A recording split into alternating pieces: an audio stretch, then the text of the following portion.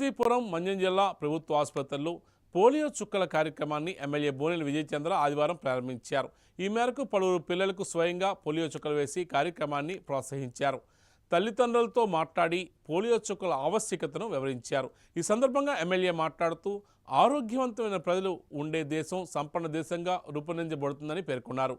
దేశంలో పోలియోను దాదాపు పూర్తిగా నిర్మూలించామని, భవిష్యత్తులో కూడా రాకుండా కేంద్ర రాష్ట్ర ప్రభుత్వాలు కార్యక్రమాన్ని కొనసాగిస్తున్నాయని వెల్లడించారు. 2 చుక్కలు చాలు అనే నినాదంతో దేశంలో పోలియోను తరిమేశామని స్పష్టం చేశారు.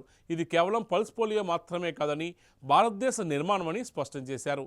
చిన్నపిల్లలు ఆరోగ్యంగా ఉంటే ఆ దేశ జీడీపీ ఘనంగా పెరుగుతుందని పేర్కొన్నారు.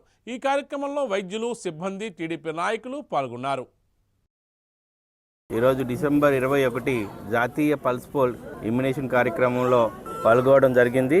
జిల్లా ఆసుపత్రి పార్వతీపురం నియోజకవర్గంలో ఉన్న హాస్పిటల్లో ఈరోజు చాలామందికి 2 చుక్కలే చాలు మన జీవితాన్ని అని ఒక పెద్ద అడ్వర్టైజ్మెంట్ చిన్నప్పటి నుండి చూస్తున్నాం. ఇది ఒక పల్స్ పోలియో ప్రోగ్రామ్ కాదండి నేను చెప్పడం, ఇది ఒక భారతదేశ నిర్మాణం. ఎవరైతే ఈ పిల్లలు ఎవరైతే ఉన్నారో ఈ పిల్లలే రేపటి పౌరులు. వీళ్ళు ఆరోగ్యంగా ఉంటేనే దేశం ఆరోగ్యంగా ఉంటుంది. ఒక బిల్డింగ్ ఎప్పుడైతే ఫౌండేషన్ బాగుంటుందో పిల్లర్స్ బాగుంటాయో అదే విధంగా దేశంలో పౌరులు కూడా ఆరోగ్యంగా హెల్దీగా ఉండేటప్పుడు ఆ దేశం కూడా అభివృద్ధి చెందుతుంది.